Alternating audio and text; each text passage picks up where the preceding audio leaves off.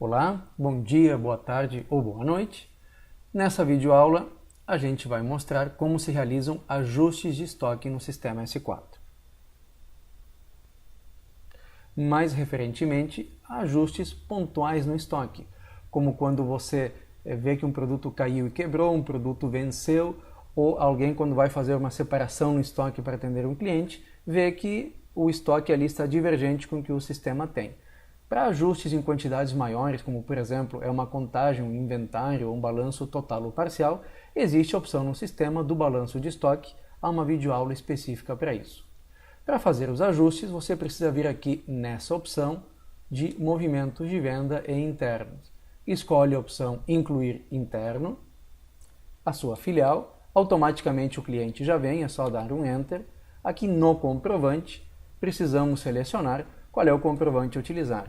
Então, se você precisa incluir uma quantidade no estoque, pesquise aqui por algum comprovante que inclua. Aqui no caso, numa configuração padrão do sistema, que seguramente é a que você tem no seu sistema, existe essa opção aqui que é quando há uma necessidade de emissão de uma nota fiscal e esse aqui quando não há essa necessidade.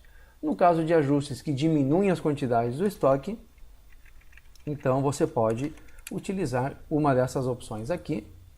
Você pode pesquisar, por exemplo, assim dessa forma como estou fazendo. Eu tenho essas opções aqui que são as que emitem nota e essas opções que são as que não precisam de emissão de um documento desse tipo. Então aqui, por exemplo, eu vou escolher uma dessas opções. Se você por acaso não tiver nenhuma dessas opções no sistema, então assista uma videoaula específica que existe, que é como configurar e criar um comprovante de ajuste de estoque. De qualquer forma, para fazer isso, você vai lá na tabela de comprovantes. Bom, aqui eu escolho então, por exemplo, eu vou ter uma quebra, eu vou registrar uma quebra de estoque. Se já vier automaticamente a série, é só dar um Enter que o sistema faz uma numeração automática. Se você quiser, por acaso, lançar manualmente um número, escreva uma série que não existe e aqui você digita um número. Caso não venha nada aqui na série e você não quiser ter que digitar e informar um número aqui desse lançamento, você pode ir até a tabela de comprovantes e verificar nesse comprovante, por exemplo, aqui esse meu romaneio de ajuste quebra, se ele tem um numerador e nesse numerador quais são as séries. Se ele tiver mais de uma série, não vai aparecer automaticamente lá. Você vai ter que vir aqui, verificar qual é a série e colocar naquele lançamento.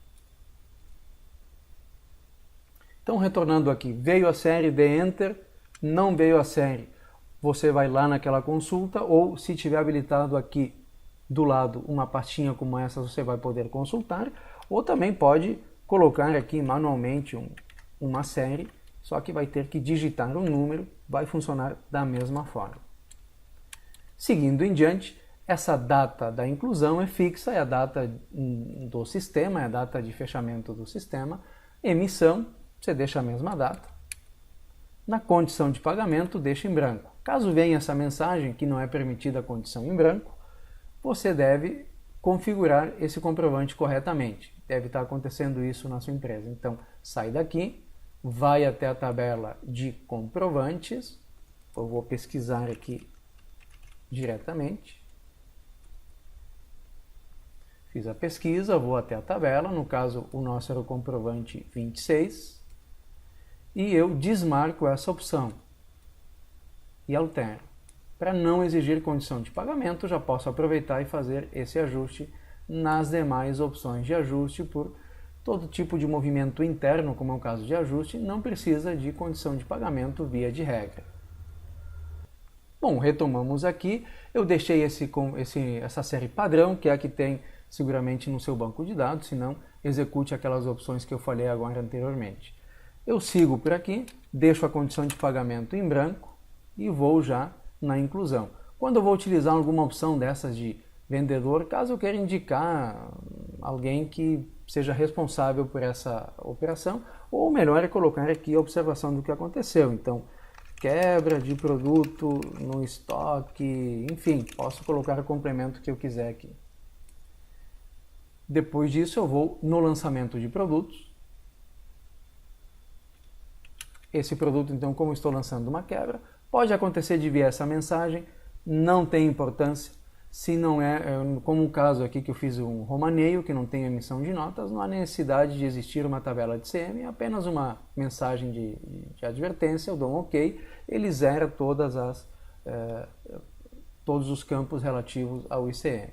Aqui na quantidade, então, eu coloco, bom, houve uma quebra de 2 unidades.